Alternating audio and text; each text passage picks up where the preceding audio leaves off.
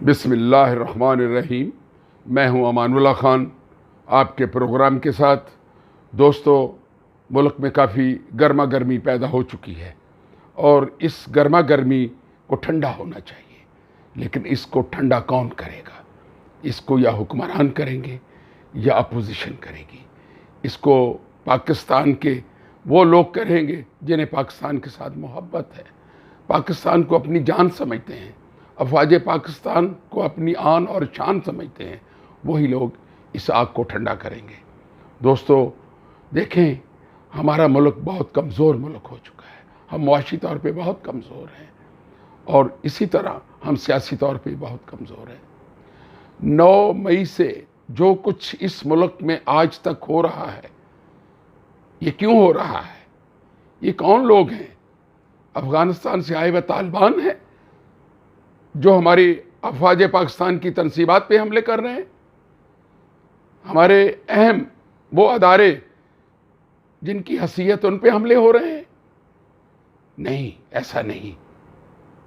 یہ ہمارے اپنے لوگ ہیں، پاکستانی ہیں، مسلمان ہیں، یہاں کے رہنے والے ہیں، پاکستان سے محبت کرنے والے ہیں۔ لیکن کیا ہو گیا؟ کیا ہو گیا یار؟ یہ کیا ہوا ہے؟ 9 مئی کو لاہور میں کمانڈر آفس اور جنا ہاؤس کو اڑا دیا گیا، پرخچے اڑا دیے گئے، اس کی تمام تنصیبات کو ختم کر دیا گیا۔ کتنے لوگ تھے؟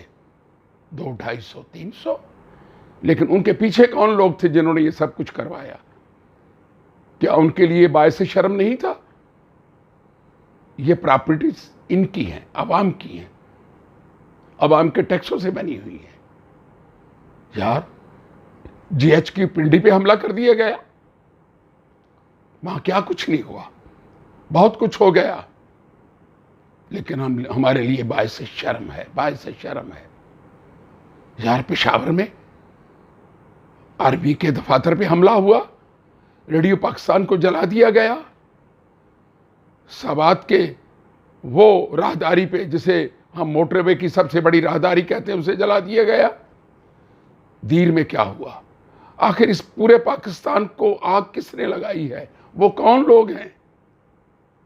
یار، میاں والی کے ایئر بیس میں حملہ ہو گیا، یار انڈیا سے فوجیں آئی ہیں، طالبان حملہ کر رہے ہیں، کون لوگ ہیں؟ یہ تو ہمارے اپنے ہیں، بہن بھائی ہیں، عزیز ہیں۔ یہ اس محاذ پر کیوں کھڑے ہو گئے؟ یہ پوری قوم کو سوچنا ہوگا۔ ان کے پیچھے کون ہے؟ کون سی قوتیں ہیں؟ بیرونی ہے یا اندرونی ہے؟ ہم شرمندہ ہیں، پوری دنیا میں ہماری جگہ سائی ہو رہی ہے۔ پاکستان کی فوج دنیا کی طاقتور ترین فوج تھی، ہے، لیکن یہ سازش کرنے والے کون لوگ ہیں؟ یہ افواج پاکستان کے سربراہ کو، حکومت پاکستان کے وزیر اعظم کو اور اداروں کو یہ سازش ڈھونڈنی ہوگی۔ اگر اس سازش کی راہداری پہ اسے نہ ڈھونڈا گیا تو آئندہ کل کیا ہوگا؟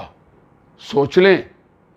مشرقی پاکستان میں بھی ہمارے بڑوں نے توجہ نہیں دی تھی اور مجیب الرحمان نے چند دنوں میں ایک مختی بانی تیار کی جس نے وہاں افواج پاکستان کے ہیڈ کوارٹر کو اڑا دیا، وہاں تمام تنصیبات اڑا دی گئیں اور بنگلہ دیش کا نعرہ لگایا گیا، اور آخر وہ بھی ہندوستان کی سازش کے تحت بنگلہ دیش بن گیا اور مشرقی پاکستان ہم سے 2 لخت ہو گیا۔ خدارا، اداروں کو چاہیے کہ اس پہ توجہ دیں اور ان دہشت گردوں کا محاسبہ ہونا چاہیے اور فوری ہونا چاہیے۔ پاکستان ہے تو ہم ہیں، افواج پاکستان ہے تو ہم ہیں، ورنہ ہماری کوئی اوقات، کوئی حیثیت نہیں پاکستان اور پاکستان کے عوام کی۔